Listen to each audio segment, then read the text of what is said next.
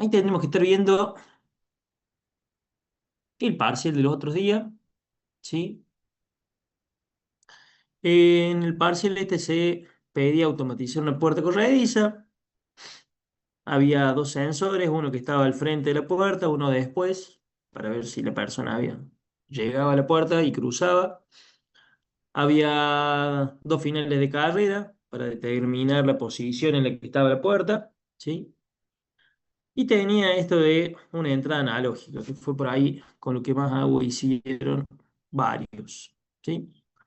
Eh, Después había un motor que había que hacer girar en un sentido o en el otro, ¿sí?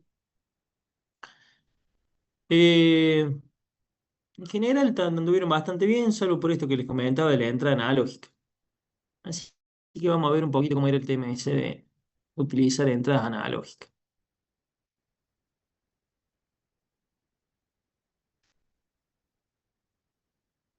Ahí tenemos que estar viendo la pantalla del Logosoft, ¿puede ser? Sí, sí, profe. Bueno.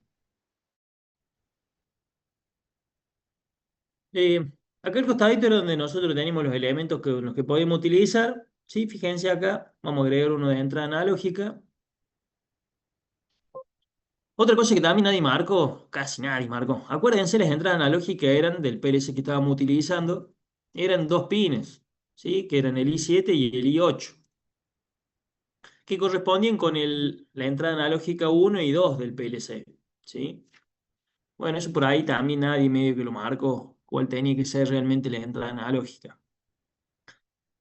A1 y A2 representan las entradas físicamente, las entradas I7 y 8, digamos, dentro de lo que es la bornera del PLC nuestro, ¿sí? Con el que venimos trabajando, con el logo. Estas dos son las que podemos utilizar como entrada analógica, que serían nuestra I7 y nuestra I8. Vamos a usar la A1, ¿sí? Acá habíamos visto que el terminal de salida, digamos, de la entrada analógica acá en el diagrama, fíjense que me lo he marcado con una línea más gruesa, digamos, porque eso me indicaba que yo no podía conectarlo con cualquier otro elemento dentro del grafset, ¿sí? Fíjense que quise poner un contacto normal, ¿sí? Y no me deja conectarlo directamente.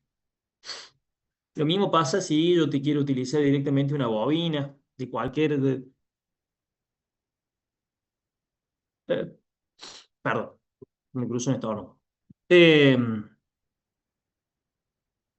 no puedo conectarlo directamente, ¿sí? Porque esta conexión en realidad representa que existe más de un bit dentro de lo que sería la programación del PLC. En cambio, todo lo otro, simplemente con un bit, yo lo podía representar. Entonces, para poder utilizar esto, yo tenía que buscar acá, y fue lo que los pocos supieron, y era parte del trabajo práctico también. Por eso pensé que les iba a salir fácil.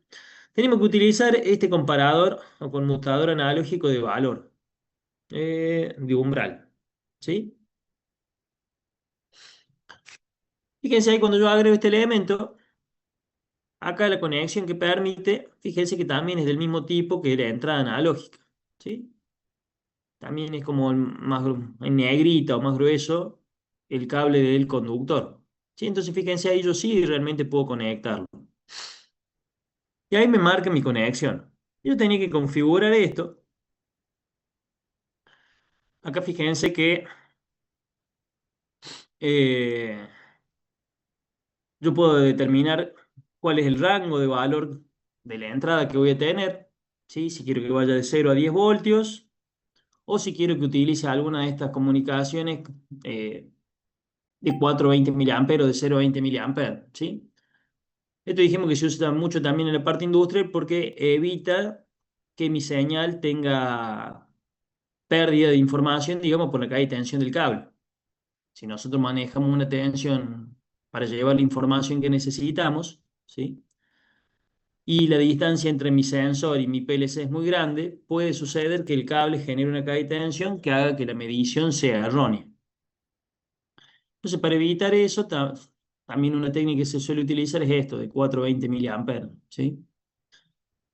Nosotros hasta ahora habíamos trabajado con esto de 0 a 10 y dijimos que ese valor de tensión analógica, que iba del 0 al 10, iba a ser representado por un valor entero que va a ir desde el 0 hasta el 1000, de forma lineal. ¿Sí? O sea, 0 voltios me da el valor 0, 10 voltios me da el valor 1000.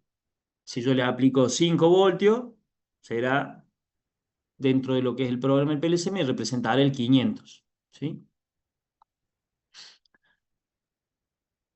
Y a ese comparador yo le tengo que indicar cuándo quiero que se abra y cuándo quiero que se cierre. ¿Sí? Para que yo después pueda utilizar ese comparador en el resto de mi programa, de mi grafset. ¿Sí? Entonces, nosotros acá podemos decirle que en el problema nosotros teníamos que, cuando la tensión superaba los 3 voltios, ¿sí? Quería decir que la corriente era excesiva. Entonces yo tendría que hacer acá que mi contacto se cierre cuando esté por encima de los 300. ¿Sí?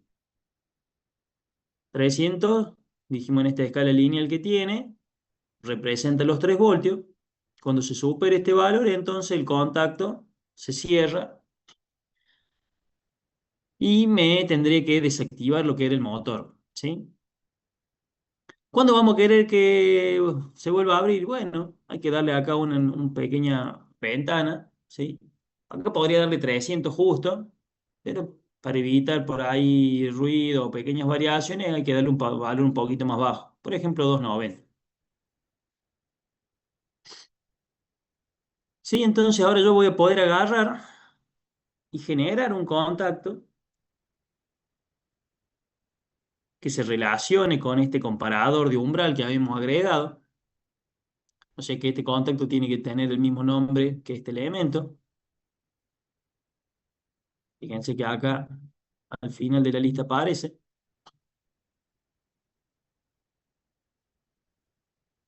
Este sí ya es o 1 o 0, ¿no? O se prende o se apaga.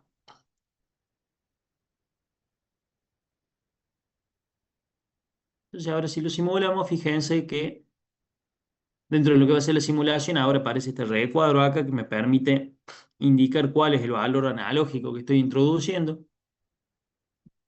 Vamos a ponerle 290. 290 sería 2,9 voltios, físicamente, ¿no? En 2,9 todavía no hace nada. Y a medida que voy subiendo, cuando supere los 3 voltios, ¿sí? Ahí se cierra el contacto asociado a este comparador y me activa la salida.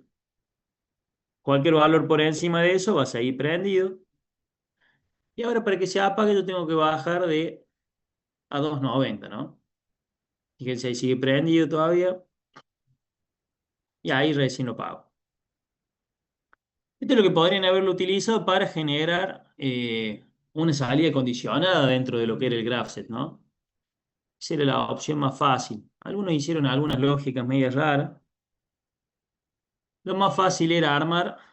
Hay cambio de ventana y tendrían que estar viendo el CADESIMU, ¿sí? Vamos a poner un par de elementos de grafset.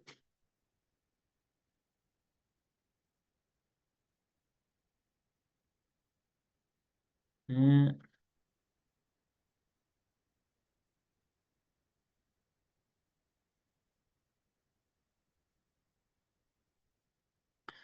para ese sensor, lo más correcto habría sido utilizar un sensor fotoeléctrico.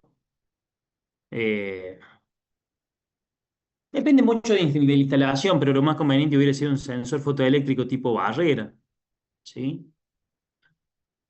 Eh, Muchos no aclararon si era tipo barrera, si era tipo reflex, si era difuso. Eso también está bueno que lo aclaren. También depende un poco de cómo lo vaya a instalar dentro eh, físicamente después de eso, ¿no? Tenemos uno, dos, tres, cuatro. Entonces podemos tener un primer estado, dijimos, de espera. Vamos a llamar uno.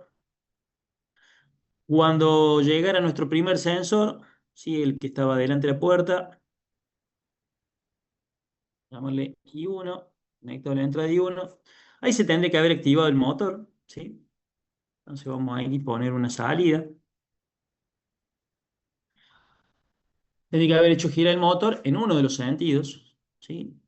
O sea que tendría que haber tenido yo dos contactores, uno para que gire en un sentido y el otro para girar en sentido opuesto. Y yo acá podría haber puesto que esa salida esté condicionada, ¿sí? Podría haber puesto como condición, ¿sí? Para que esto también se active o no se active, el estado del comparador. Si el comparador no está activo, ¿sí? Porque la corriente que está circulando por el motor no es lo suficientemente grande, entonces que esté prendido el motor. Si el comparador se activó, quiere decir que la corriente ya es muy grande, entonces ahí prende. Entonces acá, fíjense que dice acción condicionada, le podemos poner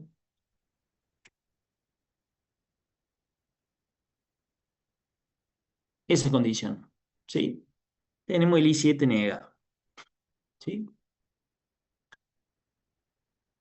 Si yo no lo hacía de esta forma, por ahí hay algunos que lo han puesto como condición acá, después. Bueno, si lo hubieran puesto como condición de después, como una suma, donde yo consideraba o la entrada o el I7, bueno, lo que podía hacer el programa es que si detectaba que el motor consumía más, bueno, deja de hacer andar el motor y pasa al siguiente estado. Puede ser una solución, sí, podría ser una solución. Eh,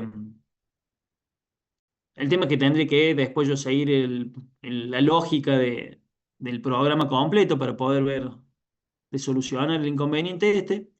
En cambio, de esta forma yo me quedo en este estado y puedo comprobar ahí por qué es la causa de que el motor haya consumido más. Si es simplemente porque algo se obstruyó el recorrido de la puerta o si hay algún otro tipo de problema, ¿sí? El otro beneficio que tiene de esto es que una vez que deje de detectar, haberlo hecho de esta forma, una vez que deje de detectar que el motor está consumiendo más, ¿sí? Por ejemplo, saque el pie que quedó atorado en la puerta, el trabajo del motor sigue normal y continúa con el procedimiento habitual, ¿sí? Eh, Ahí, bueno, se puede solucionar un poco de distintas formas. Eh, Esto tenía que quedar activo hasta que llegue a uno de los finales de carrera, que me detectaba la posición de la puerta. Esos finales de carrera podrían haber sido sensores inductivos, ¿sí? Normal, si la puerta es metálica, podría haber puesto sensores inductivos.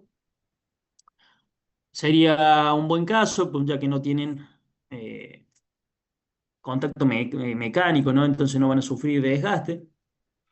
Si no, podría haber utilizado un sensor, un final de carrera mecánico, digamos, ¿sí? El tema con los fines de carrera mecánico, acuérdense que tienen una vida útil, dependiendo de la cantidad de accionamientos. Eh, si la puerta era de otro material, por ahí podría haber utilizado un sensor capacitivo, habría que verlo. Habría que ver cómo lo justificaban, digamos. No, no estaba especificado eso. Se sigue sumando gente tarde. Bueno. Eh, una vez que la puerta se abrió completamente, se queda esperando que la persona pase, ¿sí? O sea, este estado de acá, que le vamos a llamar 3 también va a ser un estado de espera. Acá algunos pusieron que tenía que estar como condición para que la puerta se vuelva a cerrar, que eh, el primer sensor esté negado, o sea, no detecte nada, y el segundo haya detectado. Podría ser, está buena la posibilidad. También algunos detectaron el flanco de bajada del segundo sensor, o sea que el segundo sensor detecte para la persona, el que está detrás de la puerta detecte la persona, eh, y una vez que pasó, cuando deja de detectar, que comience a cerrarse, también podría ser una posibilidad. Para el que llegó tarde ahí, que no debería estar preguntando, parce.